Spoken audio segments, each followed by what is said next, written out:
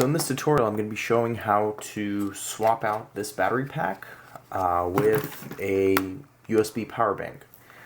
So the kit is designed to be powered by 6 C-cell batteries, and it works pretty well like that, but I also give an option to power it with a USB battery bank.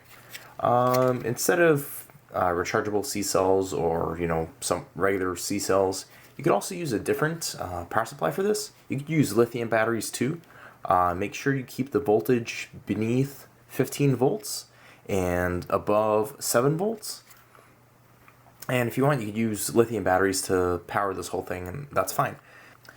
Keep in mind that when you use lithium batteries, there is no charge detection on this board. So this kit will drain down your batteries to a very low voltage. So if you have lithium ion batteries, you need to keep in mind that you can't discharge them down all the way, because that'll damage the batteries. So you'll need some additional circuitry in order to have that work with lithium batteries. But yeah. So you'll need a battery bank that can output 2 amps at least. If you have one that can output 1 amp, that's not really going to be enough to power everything. It's going to be intermittent, your battery bank might get hot, etc. You really need to get like a 2 amp or above output.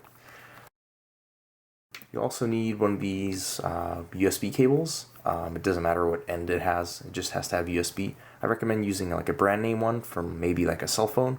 If you buy a cheap one, they don't use enough copper inside these wires to support that much power. So I'm going to go ahead and desolder these connections that go to the battery pack, since we're not going to use that anymore. And you just burn straight through hot glue and get at the solder here. Okay. There we go. Alright, so there's that gone. Try not to breathe this stuff. It's probably toxic.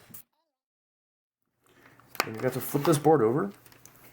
And over here, there's these 2 little pads here with a power disable written on them. Right here. So this back here is how power goes from this voltage regulator to the rest of the kit. And you need to cut this trace right here with an X-Acto knife to keep this thing from getting power from your battery bank and feeding it into the voltage regulator, because that's not going to do any good. So yeah, so you have to take your X-Acto knife and jam it in here and cut this trace, which is what I'll do right now. There's a trace in between these 2 pads, and you need to cut it. You need to make sure you cut it, or else it's not going to work.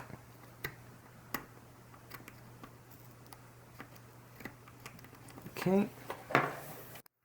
And we're going to grab our little LED tester board, and we're going to switch it to check for shorts mode, so this mode, and then we're going to stick one lead on the on one end of this pad and one on the other, like this, and the LED should not light up when you do this. I think we're okay.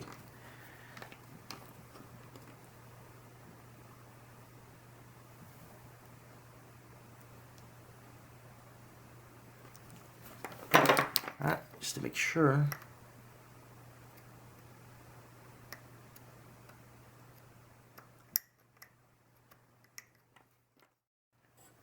So now that we're sure that there is no connection here, make sure you double check this and triple check this, because if you backfeed power into this voltage regulator, you're going to damage some stuff in here. So make sure you cut that trace. Okay, so we're done with this for now, and we're done with this for now. So you're going to take your cable that you're going to sacrifice for this, and you're going to just chop off the end here. And then you're going to strip off this outer jacket of insulation.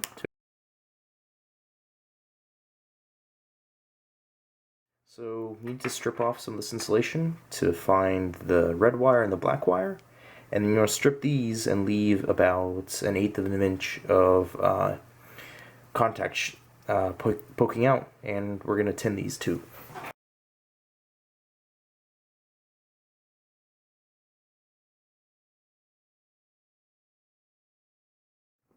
So over here, we have these two contacts over here. This is a +5, and that's a GND.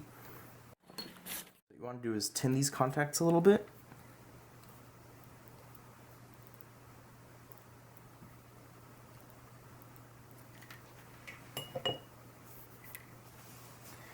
Now what you want to do is solder the red wire to the +5 and the black wire to the GND over here.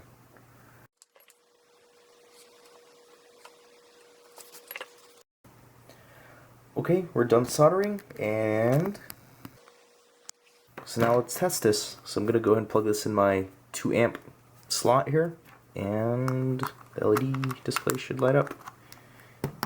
And let me zoom out. I'm going to go ahead and reinforce this connection with some hot glue. Went ahead and hot glued this, and this whole device is ready to use. As you can see, all the animations work, and everything works just fine. So if you wanted to change back to the battery pack, what you want to do is chop this USB cable off, and then put a blob of solder right here. So in order to switch between the USB method with a battery bank and the regular battery solution, you need to chop this part off and then solder these 2 pins together, because we cut this trace in the middle there, and you need to solder this back together in order to get the voltage regulator to supply power to everything else. So yeah, that's pretty much it.